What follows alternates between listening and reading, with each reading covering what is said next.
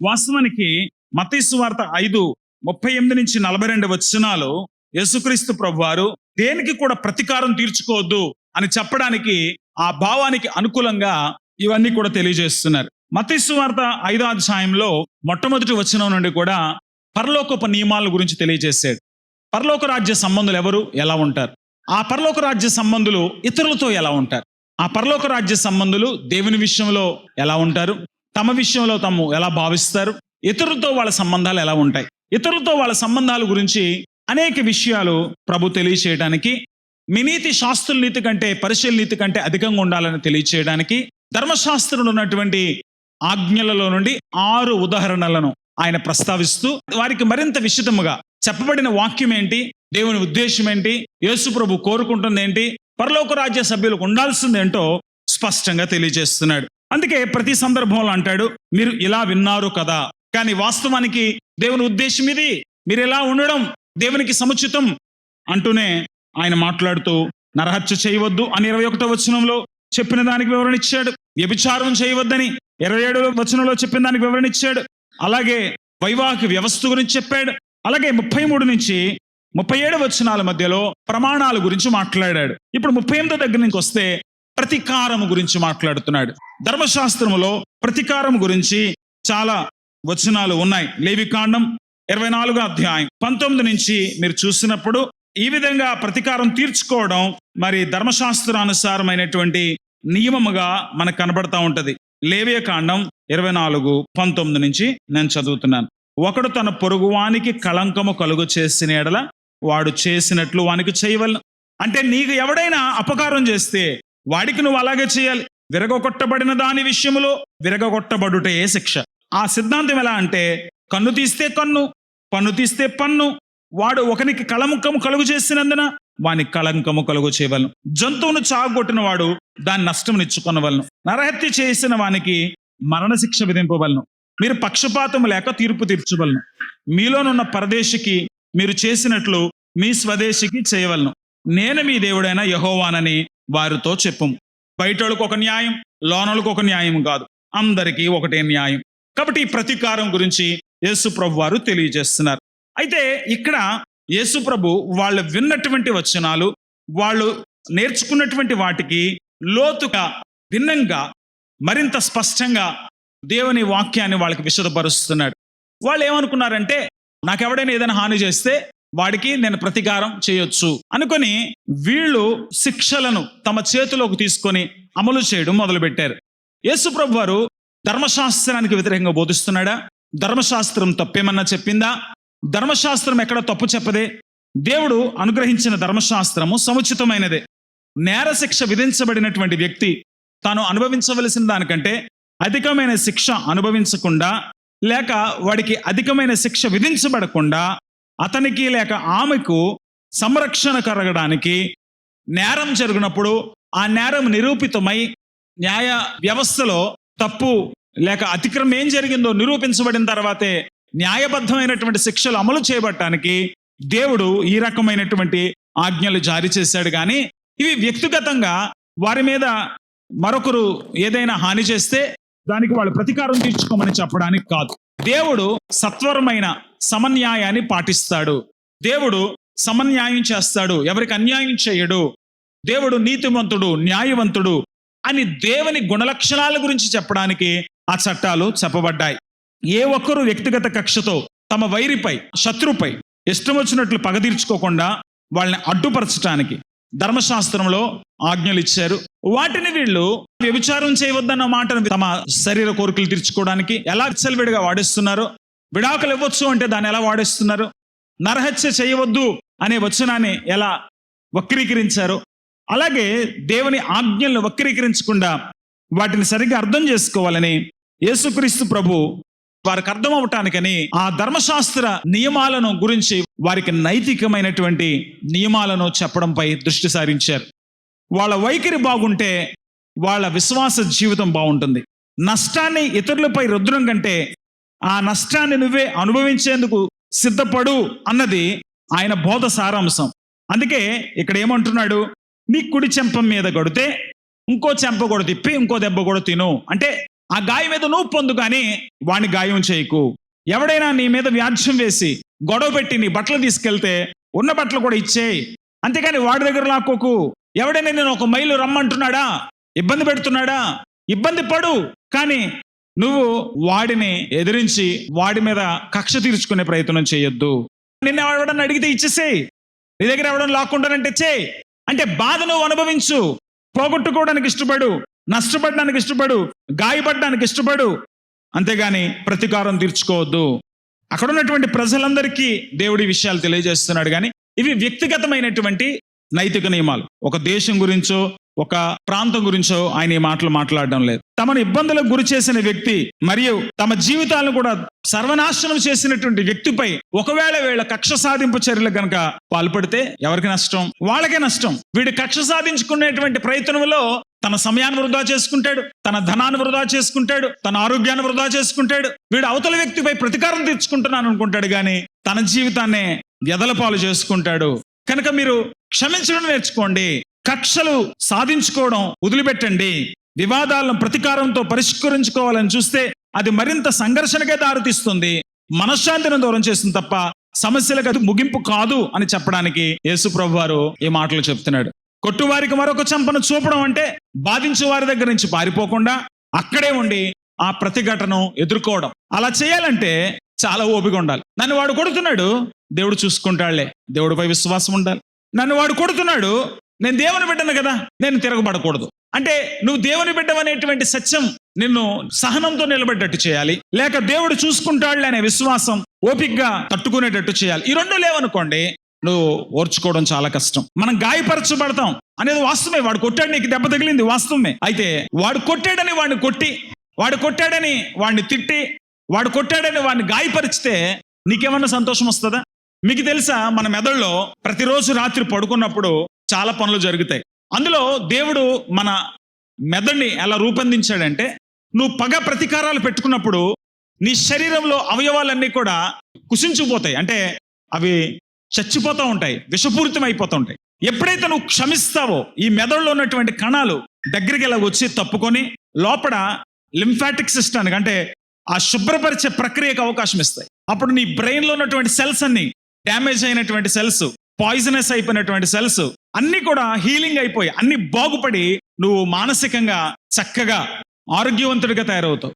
ఇంకా కొన్నాళ్ళు సంతోషంగా బ్రతికేస్తావు. కక్షలు కార్పణ్యాలకు వెళ్ళిన వాళ్ళు ఎవరిని చంపకపోయినా మనసులో కుళ్ళు, మనసులో కక్షలు పెట్టుకొని రోజు చచ్చిపోతూ ఉంటారు. కాబట్టి యేసు ప్రభు వారు ఏమంటున్నాడంటే, నువ్వు ప్రతీకారం తీర్చుకోవద్దు. ఎవడైనా గాయం చేస్తాడా, గాయం అనుభవించి.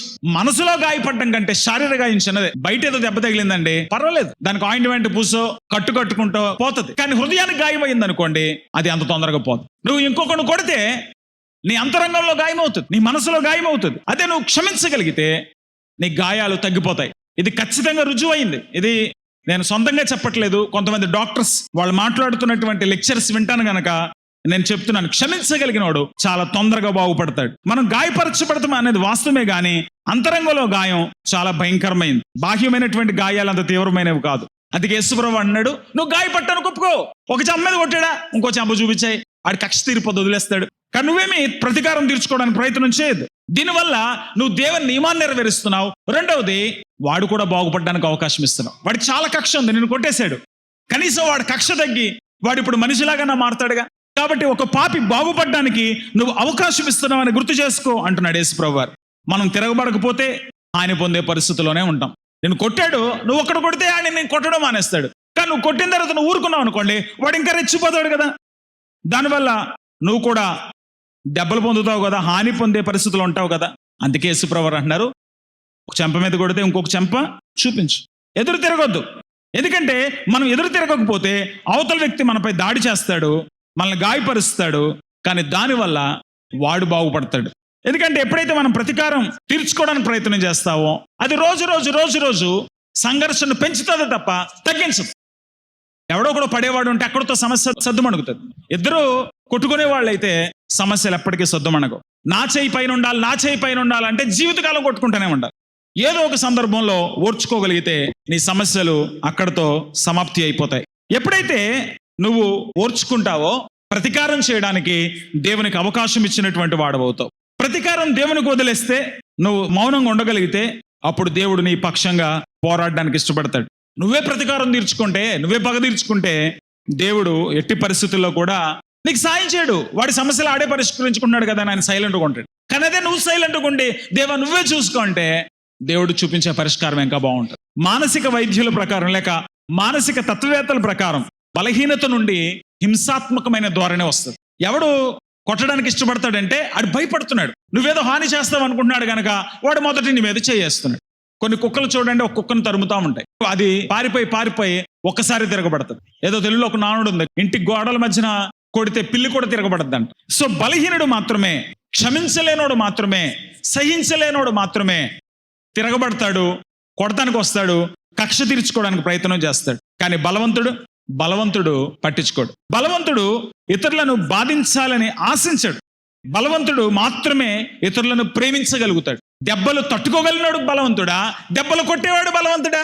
చెప్పండి. కొట్టేవాడికి ఓపుకున్నట్ట, కొట్టించుకునేవాడికి ఓపుకున్నట్ట? ఎవడన్నా తిడితే భరించుకునేవాడికి ఎక్కువ సహనం ఉందా, తిట్టేవాడికి ఎక్కువ సహనం ఉందా? కాబట్టి కొట్టేవాడు పిరికోడు అనమాట.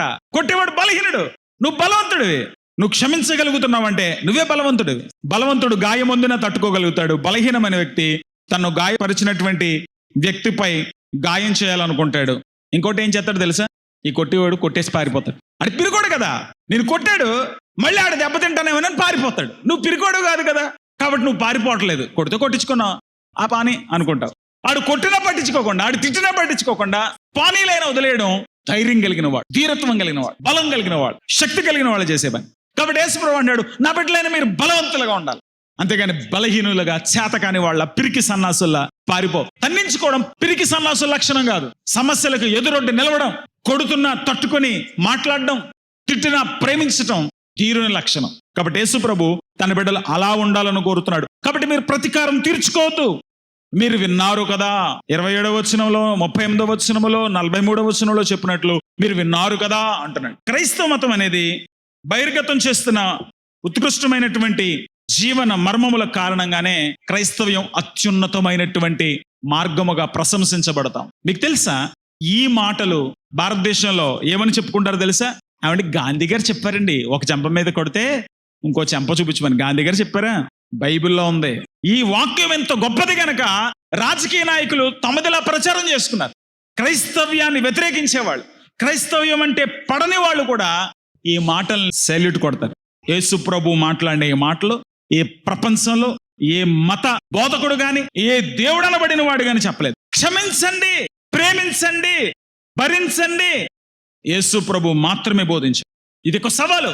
ఏ మత గ్రంథాలైనా చూడండి, ఎవరు బోధలైనా వినండి, ఇక ఇటువంటి బోధ ఎక్కడా కూడా కనపడదు.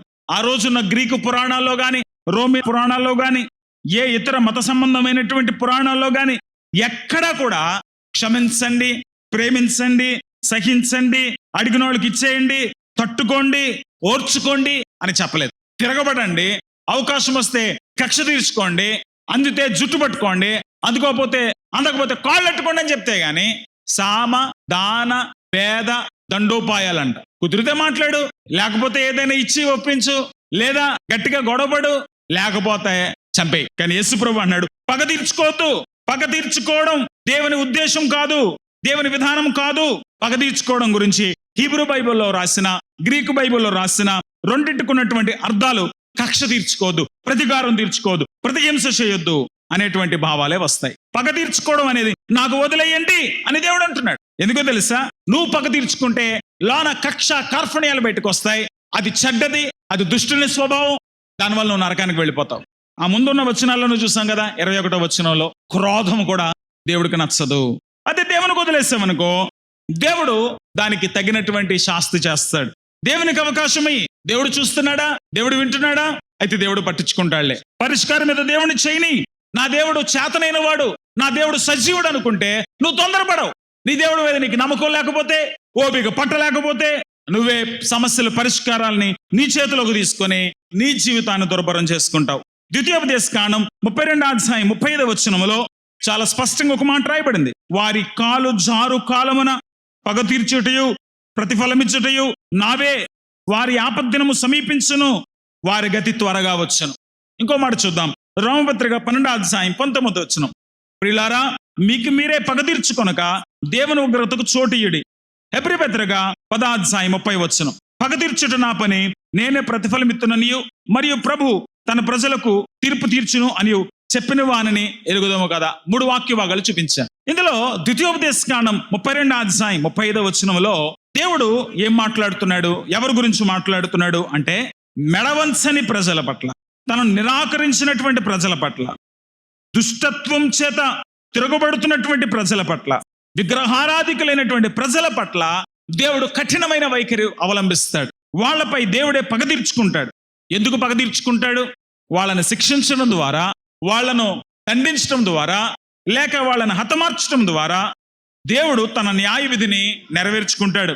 తన స్వచ్ఛమైన సంపూర్ణమైన ఉద్దేశాల కొరకు తాను ఉద్దేశించిన సమయంలో తాను పగ తీర్చుకుంటానని దేవుడు వాగ్దానపూర్వకంగా తెలియజేస్తున్నాడు. తన శత్రువుల పట్ల దేవుడు వ్యవహరించే విధానం గురించి ద్వితీయోపదేశకాండం 32:35 చెప్తుంది. అయితే నూతన నిబంధనలో ఉదహరించిన 2 వాక్య భాగాలు రోమపత్రిక 12:19 గాని, హెబ్రీ పత్రిక 10:30 గాని ఏం తెలియజేస్తున్నాయి? నీ ప్రవర్తనావళి ఎలా ఉండాలి? రోమపత్రిక 12:19 మీకు మీరే పగ తీర్చుకొనక. మీరు క్రైస్తవులైతే సమస్యల పరిష్కారం మీ చేతుల్లోకి తీసుకోకండి, దేవునికి అవకాశం ఇవ్వండి. నేనే ప్రతిఫలమునిత్తును. దేవుడు అంటున్నాడు, నేను చూసుకుంటాను అంటున్నాడు. కాబట్టి దేవుడు సరైన రీతిలో తీర్పు తీర్చడానికి, ఆయనకు నచ్చినట్లుగా, ఆయనకు నచ్చిన సమయంలో ఆయన శత్రువుల పైన ఆయన ఉగ్రత కుమ్మరించడానికి నువ్వు అవకాశం ఇవ్వాలి. అంతేగాని నువ్వేదో దేవుడిలా చెలరేగిపోకూడదు. నేను దేవుడిలాగా, దేవుడి ప్లేస్లో దేవుడి ఉగ్రతను నేను కుమ్మరిస్తానని నువ్వు బలహీనతలోనికి వెళ్ళకూడదు. మనిషి ఇంకో మనిషి మీద కక్ష తీర్చుకునేటప్పుడు చాలా దురుద్దేశాలు ఉంటాయి. వాడిని చంపేయాలి, వాడిని లేకుండా చేసేయాలి, వాడు బ్రతుకు నాశనం చేసేయాలనే దురుద్దేశం ఉంటుంది. కానీ దేవుడికి అలా ఉండదు. మనలా దేవుడు ఎప్పుడు దురుద్దేశంతో కక్ష సాధింపు చర్యలకు పాల్పడ్డాడు. తనను వ్యతిరేకిస్తూ, తనను నిరాకరిస్తున్నటువంటి వారిని శిక్షించడానికి, వాళ్ళని బాగు చేయడానికి దేవుడు ప్రయత్నిస్తాడు. వాళ్ళని శిక్షించడం ద్వారా వారిని భయపెట్టైనా వారిని లోపరుచుకోవడానికి ప్రయత్నం చేస్తాడు. కానీ మన వలె వాడిని నాశనం చేసేసి ఆనందించడానికి దేవుడు అటువంటి విధంగా ఉగ్రతను కుమ్మరించడు. 94వ కీర్తన మీరు చదివితే, దుష్టుల చేత అణిచివేయబడుతున్న వారి పక్షంగా, ఆ దుష్టత్వానికి కారణమైన వారిపై పగ తీర్చుకోమని, తన పరిపూర్ణతకు మరియు పరిశుద్ధతను పరిరక్షించుకోవడానికి, తన ప్రత్యర్థులపై పగ తీర్చుకోవడానికి ప్రభు ముందుకు రావాలి అని కోరుకోవాలని 94వ కీర్తనలో కీర్తనకారుడు రాస్తాడు. ఆ కీర్తనకారుడు ఏమని ప్రార్థన చేస్తాడంటే, యెహోవా ప్రతికారము చేయుదేవా, ప్రతికారము చేయుదేవా, ప్రకాశింపుము, భూలోక న్యాయాధిపతి లెమ్ము, గర్విష్ఠులకు ప్రతిఫలమిమ్ము. యెహోవా భక్తిహీనులు ఎంతవరకు ఉత్సహించుదురు, భక్తిహీనులు ఎంతవరకు ఉత్సహించుదురు? వారు వదరుచు కఠోరమైన మాటలు పలుకుచున్నారు, దోషము చేయి వారు బెంకంలాడుచున్నారు. యెహోవా చూచట్లేదు, యాకోబు దేవుడు విచారించట్లేదు అనుకొని యెహోవా వారిని ప్రజలను నలగొట్టుచున్నారు, నీ స్వాస్థ్యమును బాధించుచున్నారు, విధవరాండ్లను పరదేశులను చంపుచున్నారు, తండ్రి లేని వారిని హతం చేయుచున్నారు, గనుక నువ్వు లేచి వారికి ప్రతీకారం చేయి. దావీదు ఆవేదనలో అర్థం ఉంది. నీ నామానికి అవమానం కలుగుతుంది, దేవుడు ఏమి చేయడు అనుకుంటున్నారు. దేవుడు ఎంత గొప్పవాడు కదా, నువ్వు పాపల పక్షపాతివా? ఎంత పాపాలు చేసినా వదిలేస్తావా? తప్పు చేస్తే ఊరుకోవు కదా. కాబట్టి నువ్వు నీతిపరుడువని, న్యాయవంతుడువని, తప్పు చేస్తూ ఉపేక్షించువని, దీనులు, దరిద్రులు, బీదలు, విధవరాండ్రు, దిక్కులేని వాళ్ళు బాధపడతా ఉంటే ఊరుకోవని అందరికి తెలియాలి. ప్రభా, నువ్వెవరవో, నువ్వెంత మంచి దేవుడు అందరికి తెలిసి రావాలి. కనుక లేచి పగ తీర్చుకో, ప్రతీకారం చేయి అంటున్నాడు. దేవుని నామం మహిమపరచబట్టానికి దేవుని పగ ప్రతీకారాలు రావాలని కోరుతున్నాడు, కానీ మానవ జీవితాలు నాశనం అవ్వడానికి కాదు. నీతిమంతుల పక్షంగా దేవునికి ప్రార్థన చేస్తున్నాడు. కానీ ఆ ప్రార్థనలో కక్షా కార్పణ్యాలు లేవు, వ్యక్తిగత కక్షలు లేవు. న్యాయవంతుడైన సర్వలోక న్యాయాధిపతి యొక్క ఖ్యాతిని నిలబెట్టడానికి కలిగినటువంటి తాపత్రయం ఈ ప్రార్థనలో కనబడుతుంది. అమాయకుడు బలవుతున్నాడు, దుష్టుడు బాగుపడుతున్నాడు అని వాపోతున్నాడు. సినిమాల్లో హీరోలాగా నువ్వు లేచి ప్రతీకారం తీర్చుకోవడం కుదరదు. నహోము 1:2 యెహోవా రోషము గలవాడై ప్రతీకారం చేయవాడు, యెహోవా ప్రతీకారము చేయను. ఆయన మహోగ్రత గలవాడు, యెహోవా తన శత్రువులకు ప్రతీకారం చేయను, తనకు విరోధులైన వారి మీద కోపం ఉంచుకొనును. దేవుడు చేస్తాడు, చేతకాని వాడు కాదు. ఆయనకు ఒక సమయం, ఆయనకు ఒక విధానం ఉంది. దేవుడు చూడట్లేదు అనుకోవద్దు, దేవుడు విడిచిపెట్టాడు అనుకోవద్దు. అన్నిటినీ లెక్కేసుకుంటున్నాడు. భూమి పుట్టింది మొదలుకొని భూమి నాశనం అయ్యే వరకు అన్ని ఆయన కనుసన్నల్లోనే ఉన్నాయి, ఆయన అధికారంలోనే ఉన్నాయి. కాబట్టి దేవుడు చేతకాని వాడు అన్నట్టుగా సమస్యల పరిష్కారం నీ చేతుల్లోకి తీసుకొని నీ జీవితాన్ని దుర్భరం చేసుకోవద్దు. శ్రమలు అనుభవిస్తున్నావా? భరించు, సహించు, క్షమించు, ప్రేమించు. తీర్పును దేవుడికి వదిలేయి. బైబిల్ గ్రంథంలో 2 సార్లు మాత్రమే దేవుడు తీర్పు తీర్చుకునే అధికారం ఇచ్చాడు, పగ తీర్చుకునే అవకాశం ఇచ్చాడు. ఒకటి అమాలేకీయుల విషయంలో, నిర్గమకాండం 17వ అధ్యాయంలో. అలాగే నిర్గమకాండం 17వ అధ్యాయంలో ఒకసారి కనబడుతుంది. అలాగే మళ్ళీ మిద్యానీయులు, సంఖ్యాకాండం 31వ అధ్యాయం 1-7 వచనాల్లో మిద్యానీయుల పైన కూడా దేవుడు పగ తీర్చుకునే అవకాశం ఇచ్చాడు ఇశ్రాయేలుకి. కానీ ఆ సందర్భంలో కూడా వారి మీద వీళ్ళు ఇష్టం వచ్చినట్టుగా వెళ్ళి వీళ్ళకి నచ్చినట్టుగా వాళ్ళని చంపడం కాదు. అక్కడ మనం స్పష్టంగా చూస్తే సంఖ్యాకాండం 31:1-7 వచనాల్లో మిద్యానీయులు ఇశ్రాయేలుకు చేసిన హింసకు ప్రతిహింస చేయుడి. 3వ వచనంలో మోషే ప్రజలతో, మీలో కొందరు యుద్ధ సన్నద్ధులై మిద్యానీయుల మీదకు పోయి మిద్యానీయులకు యెహోవా విధించిన ప్రతిదండన చేయనట్టు. మీరు మీ కక్షలు తీర్చుకోవడం లేదు, దేవుని శిక్షలు అమలు చేస్తున్నారు. దేవుని శిక్షలు అమలు చేస్తున్నారు. మోషే దేవుని శిక్షను అమలు చేశాడే గాని వ్యక్తిగత కక్షలు తీర్చుకోవడానికి వెళ్ళలేదు. అక్కడ కూడా దేవుని ప్రతినిధిగా దేవుని సేవకుడైన మోషేకు దేవుడు అవకాశం ఇచ్చారు. అలాగే ప్రభుత్వ అధికారులు కూడా దుర్మార్గులపైన ప్రతిదండన చేయడానికి దేవుని చేత నియమించబడిన సాధనాలని 1 పేతురు 2వ అధ్యాయం 13-18 వచనాలు చూస్తాం. కాబట్టి ప్రతిదండన చేయడానికి లోకములో న్యాయ వ్యవస్థలను దేవుడిచ్చాడు. ప్రతిదండన చేయడానికి దేవుని ప్రతినిధులుగా దేవుడు కొంతమంది వ్యక్తులు లేపుకుంటాడు. పగ తీర్చుకోవడానికి దేవుడు స్వయంగా తానే పని చేయడం మొదలు పెడతాడు. దేవుడు చూస్తూ ఊరుకోడు. కాబట్టి సమస్యలకు పరిష్కారం నువ్వు వెతుక్కోదు. లేవికాండం 19:18 చెప్పినట్టు కీడుకు ప్రతి కీడు చేయొద్దు, నిన్ను వల్ల నీ పొరుగు వారిని ప్రేమించు, నేను యెహోవాను అని దేవుడు చెప్పాడు. అందుకే దావీదు సౌలును చంపడానికి అవకాశం వచ్చిందండి. సౌలు ఎంతో బాధ పెట్టాడు, ఏ నేరం చేయకపోయినా అడవుల్లో పెట్టి తరిమాడు. అయినా సరే దావీదు దేవుని మనసు కలిగిన వాడు గనక 1 సమూయేలు 13:14 యెహోవా తన చిత్తానుసారమైన మనసు గల ఒకరిని కనుగొన్నాడని చూస్తాం. దేవుని చిత్తానుసారమైన మనసు కలిగిన వాడు గనక 1 సమూయేలు గ్రంథం 24వ అధ్యాయం 12-13 వచనాల్లో సౌలుతో అంటున్నాడు, దేవుడు నీకు నాకు తీర్పు తీర్చాలి, నాకు అవకాశం వచ్చినా నీకే హాని చేయలేదు, యెహోవా నా విషయమై పగ తీర్చను గాని నేను నిన్ను చంపను. దేవుడే చూసుకుంటాడు, దేవుడే చూసుకుంటాడు. కాబట్టి మనం ఏం చేయాలి? మత్తయి సువార్త 5:44 నేను మీతో చెప్పినదేమనగా, మీరు పరలోకమందున్న మీ తండ్రి కుమారులు ఉండినట్లు మీ శత్రువులను ప్రేమించండి, మిమ్మల్ని హింసించు వారి కొరకు ప్రార్థన చేయండి. మోకరించడం. పగ తీర్చుకోవద్దని యేసు ప్రభు చెప్తున్నాడు. సహించుకో, భరించు, ఓర్చుకో. ప్రతీకారం చేయడానికి నువ్వు ముందుకొస్తే నీవు మనశ్శాంతి లేకుండా చేసుకుంటావు. నీ బ్రతుకంతా భయంతో బ్రతుకుతావు, నీ బ్రతుకంతా కన్నీళ్లతో బ్రతుకుతావు, నీ హృదయం గాయమవుతుంది. కనుక ఎవడైనా ఏదన్నా మాట అన్నాడా, ఎవడైనా నీకు హాని చేశాడా క్షమించు, ఎవడైనా నీ గాయం చేశాడా భరించు. నువ్వు అలా చేయడం వలన అవతల వ్యక్తి బాగుపడడానికి అవకాశం ఇస్తున్నావు. నేను హింసించేవాడు కూడా అయ్యో ఇతను ఇంత మంచోడు, నేను ఎందుకు ఇలా అంటున్నాను, ఎందుకు ఇలా చేస్తున్నానని తన పద్ధతి మార్చుకోవచ్చు. నువ్వు అలా ఓర్చుకోవడం వల్ల దేవుడు నిన్ను చూస్తున్నాడు. నా బిడ్డ నా మాట కోసం నేను చూస్తున్నానని, నేను ప్రతిఫలం ఇస్తానని, నేను కార్యం చేస్తానని శిక్షను అమలు చేయడం తన చేతుల్లోకి తీసుకోకుండా తీర్పు తీర్చడం నా పని నాకు విడిచిపెట్టి నా పని తాను చేయకుండా తన శిక్ష విధించకుండా తన సహనంతో ఊరుకుంటున్నాడు. అతని పక్షంగా నేను పని చేయాలని దేవుడు ముందుకు వస్తాడు. నువ్వు పగ తీర్చుకుంటావా, దేవుడు పగ తీర్చుకోవడానికి అవకాశం ఇస్తావా? అందుకే పౌలు భక్తుడు అంటాడు, నీ శత్రువు ఆకలిగా ఉంటే అన్నం పెట్టు, నేను హింసించు వారిని క్షమించు, ప్రేమించు. పగ ప్రతీకారాలు తీర్చుకోవడానికి, సమస్యలకు పరిష్కారం చేయడానికి నువ్వు పన్నాగాలు వేస్తున్నావా, ప్రయత్నం చేస్తున్నావా, కక్ష కార్పణ్యాలు హృదయంలో పెట్టుకుంటున్నావా, క్షమించగలుగుతున్నావా, ప్రేమించగలుగుతున్నావా, సహించగలుగుతున్నావా? నువ్వు ప్రభు బిడ్డవా, దెయ్యం బిడ్డవా? నీ దేవుడు చేతకాని వాడు అనుకుంటున్నావా? నీ దేవుడు చూడటం లేదనుకుంటున్నావా? నీ దేవుడు నీ పక్షంగా కార్యం చేయలేడు అనుకుంటున్నావా? ఓర్చుకో, పరిష్కారాలు దేవుడికి వదిలేయి. నేను ఈ బిడ్డగా జీవిస్తాను, నా హృదయంలో ఉన్నటువంటి ఆ మనసులో ఉన్న ఆవేదన అంతా తొలగించు ప్రభువా, నీ మనసు నాకు దయచేయి, నీపై నాకు విశ్వాసం దయచేయి, నీ ఓర్పు నాకు దయచేయని ప్రార్థన చేసుకోండి.